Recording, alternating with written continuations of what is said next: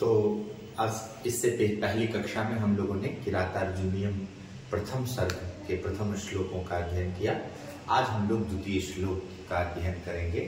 तो सबसे पहले इसको एक बार जो है हम लोग गाकर पढ़ते हैं। कृतः प्रणामस्य महीं महीभुजे जितां सपत्नेन निवेदयिष्यतः न बिभ्यथे तस्य मनो न हि प्रियं प्रवक्तुमिच्छन्ति मृषा हितैषिणः। अब एक एक शब्दों का हम अर्थ देखते हैं। तो कृतः प्रणामस्य का अर्थ है क्रिया किया है प्रणाम जिसने। उसके बाद महीम का अर्थ है पृथ्वी को।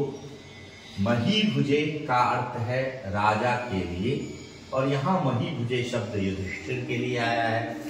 जिताम का अर्थ है जीती हुई। सपत्न शब्द का अर्थ शत्रु है होता है, और तृतीया लगी है तो शपथनेन का अर्थ हुआ शत्रु के द्वारा। और यहाँ शत्रु यह पद किसके लिए आया है? तो युधिष्ठिर का शत्रु दुर्योधन है, अतः दुर्योधन के लिए आया है। निवेदयिष्यतः मतलब निवेदन करते हुए, अर्थात अथवा वर्णन करते हुए। नौ का अर्थ नहीं। बिभ्यथे का अर्थ होता है पीड़ित। तस्य मतलब उसका। मनो मनः मतलब मन।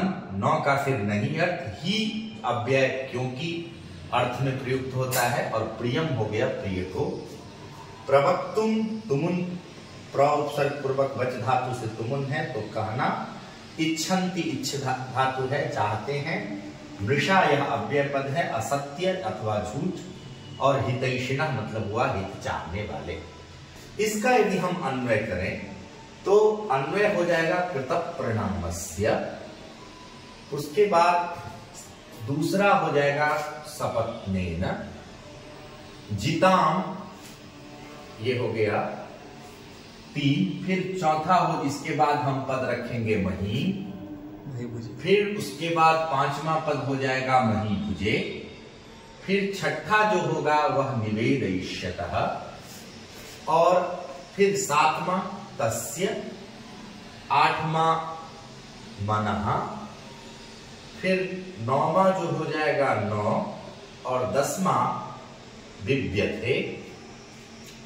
ही जो है वह 11वां हो गया, और 12वां जो है वह हितैषिणः। और फिर 13वां मृषा। 14वां जो है वह प्रियम। और फिर इसके बाद 15वां प्रवक्तुम। और फिर ये जो 9 यहां पर है, 2 9 है तो एक 9 ये 16वां, और फिर अंतिम क्रियापद जो है वह 17वां।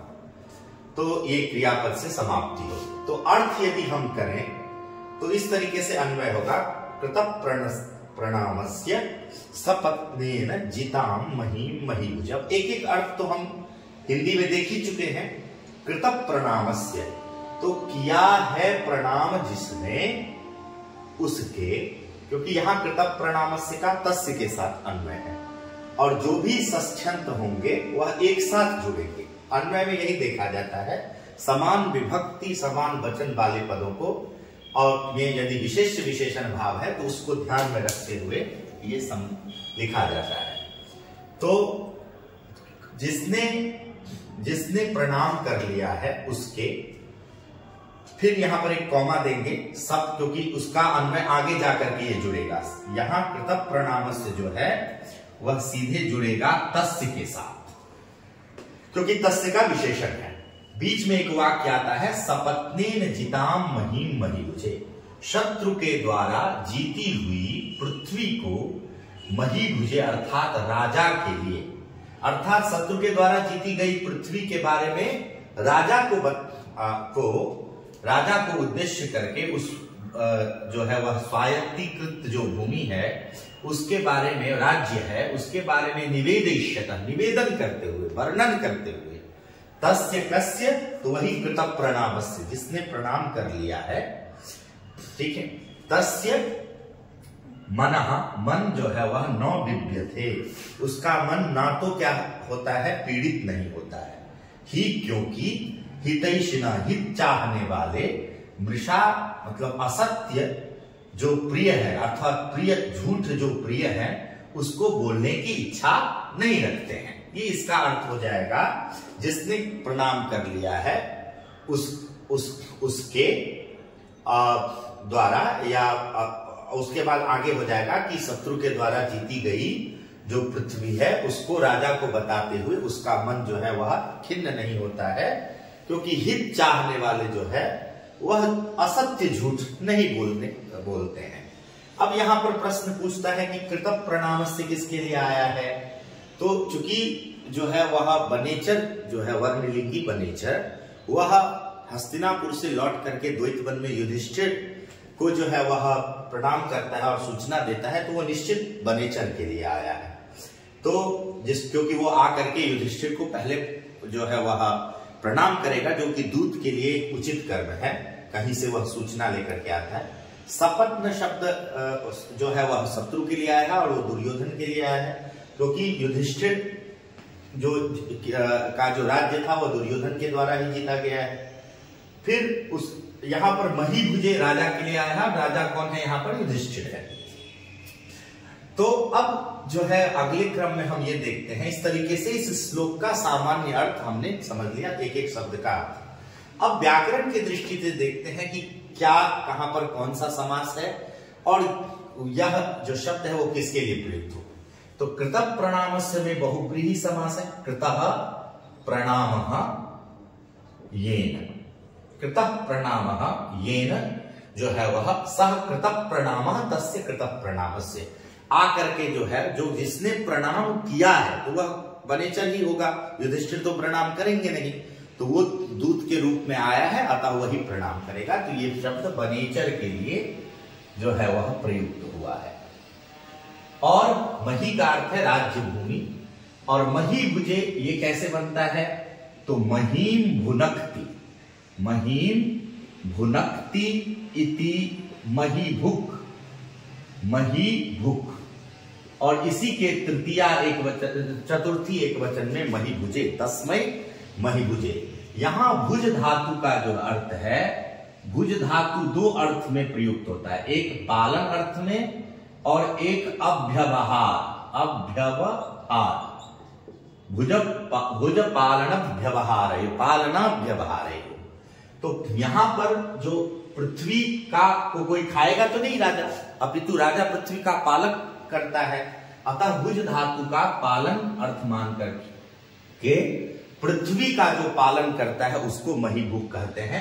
इसीलिए युधिष्ठिर के लिए विशेषण सही है, क्योंकि वह राजा है अतः महीभुजे। तो युधिष्ठिर के लिए, क्योंकि जो बातें वो जान करके आया वो किसको बताएगा? युधिष्ठिर को बताएगा, अतः युधिष्ठिर को उद्देश्य करके। जिताम, जिताम का मतलब है जीती हुई, तो चाहे वह जो है वह द्यूत की क्रीड़ा में जीती गई जो भूमि है। और सपत्न का अर्थ क्या होता है? समाने वस्तुनि पतति, समाने वस्तुनि पतति, जो एक वस्तु में जो है वह one who tries to seize the same thing, एक ही वस्तु को जो है वह उस पर अधिकार जमाने के लिए जो दो लोग आपस में जो है वह चाहते हैं, संघर्ष करते हैं, तो वो दोनों परस्पर शत्रु हो। तो यहाँ राज्य की प्राप्ति की इच्छा दुर्योधन के लिए है और युधिष्ठिर के लिए, अतः युधिष्ठिर के लिए यहाँ जो है, लेकिन यहाँ पर किसके लिए प्रयुक्त होगा? क्योंकि जीती गई भूमि तो द्यूत की क्रीड़ा में दुर्योधन के द्वारा है, तो सपत्न शब्द जो है वह युधिष्ठिर के लिए। निवेदयिष्यतः, यहाँ पर जो है वह नी उपसर्ग पूर्वक विद धातु से जो है वह आपको लृटः सद्वा, लृटः सद्वा, इससे जो है वह आपको जो है वह सत्री प्रत्यय हुआ है और उसी के षष्ठी एक वचन में है, ये भी षष्ठी एक वचन है। अतः कृतः प्रणामस्य, फिर तस्य, निवेदयिष्यतः, ये सारे के सारे एक साथ जो है वह जुड़ेंगे, इसीलिए देखिए निवेदयिष्यतः तस्य यहां पर ये है, ठीक है। तो यहां पर क्षत्रिय प्रत्यय है और यहां पर नौ विव्यथे में व्यथ धातु है। व्यथ धातु का अर्थ होता है भय और भय संचलनयो, संचलनयो, ये दो अर्थों में व्यथ धातु, ना तो उस वनेचर का मन भयभीत हो रहा है और ना ही विचलित हो रहा है कि क्या उसके मन में क्या डर है। यदि हम दुर्योधन के उत्कर्ष का वर्णन करेंगे तो हमारे राजा जिन्होंने हमें दौत्य कर्म के लिए प्रेषित किया है उनको अप्रिय लग सकती है बात। यह जान करके भी उसका मन तनिक भी खिन्न नहीं हो रहा है, व्यथित नहीं हो रहा है। क्यों नहीं हो रहा है उसको वह बता रहा है, पूर्व सारी बातों को जो है वह सामान्य से, ये जो विशेष बातें हैं उसको सामान्य से समर्थित किया। अतः यहां पर अर्थांतरन्यास अलंकार भी है। क्यों? तो इसका हेतु बता रहा है वो। क्यों? तो कहा कि हितैषिणः, जो हित चाहने वाले हैं। हितैषिणः में कैसे बना? तो हित उपसर्ग मतलब हित पूर्वक जो इश धातु है उससे ऋणी प्रत्यय होता है, जो है वह उससे ऋणी प्रत्यय होता है, जो है वह उससे ऋणी प्रत्यय जो होने के बाद जो है वह आपको ये हितैषी शब्द बनता है। अर्थात सुप्त जातो ऋणिस्ताच्छिल्य, इस अर्थ में ऋणी होता है और हितैषी बनता है। अर्थात हित चाहना जिसका स्वभाव है, हित चाहना जो है वह स्वभाव है, उसी को हितैषी। वो मृषा प्रियम, झूठ प्रिय बातें प्रवक्तुम न इच्छन्ति, बोलना नहीं चाहते। अब इसको इस संदर्भ में यदि आप, तो कुछ बातें यही है कि व्यथ धातु भय चलनयो, मतलब भय और चलन अर्थ में है, तो ना उसका मन विचलित हो रहा है ना तो विचलित हो रहा है।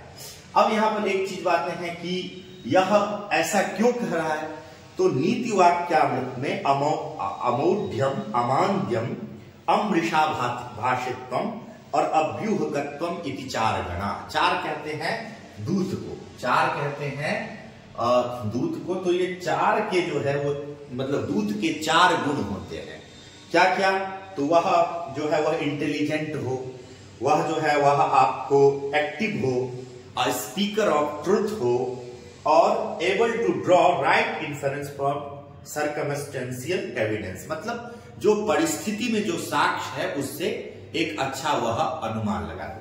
तो ये चारों के चारों गुण हैं, क्योंकि आकर के सबसे पहले राजा को प्रणाम कर रहा है तो उसको शिष्टाचार का ज्ञान है, अतः वह जो है मूढ़ नहीं है, इंटेलिजेंट है। और चूंकि वह दुर्योधन की सारी जो है वह प्रजा पालन की पद्धति, जो राज शासन प्रणाली है उसको जान करके आया, अतः वह मंद भी नहीं है। और चूंकि वह यह मानता है कि दूत को जो है अमृषा भाषित्व, स्पीकर ऑफ ट्रुथ होना चाहिए, सत्यभाषी होना चाहिए, अतः वह सत्य भी बोलने का साहस रखता है। आगे हम यह समझेंगे कि कैसे विभिन्न परिस्थितियों में वह तर्क भी करने में सक्षम है। तो इस प्रकार से वह, इस श्लोक का अर्थ क्या हुआ कि जिसने प्रणाम कर लिया है, ऐसा जो वनेचर, वह सपत्न शत्रु दुर्योधन के द्वारा जीती गई जो राज्य भूमि है उसको, उसके बारे में, अर्थात उस पर वह किस प्रकार से शासन कर रहा है उसके बारे में महीरुजे अर्थात युधिष्ठिर, राजा युधिष्ठिर को उसके बारे में बताते हुए उसका मन जो है वह थोड़ा भी खिन्न है। मन क्यों नहीं खिन्न है? कि कदाचित राजा अपने फेवर की बात ना सुन करके क्रुद्ध ना हो जाए मुझ पर।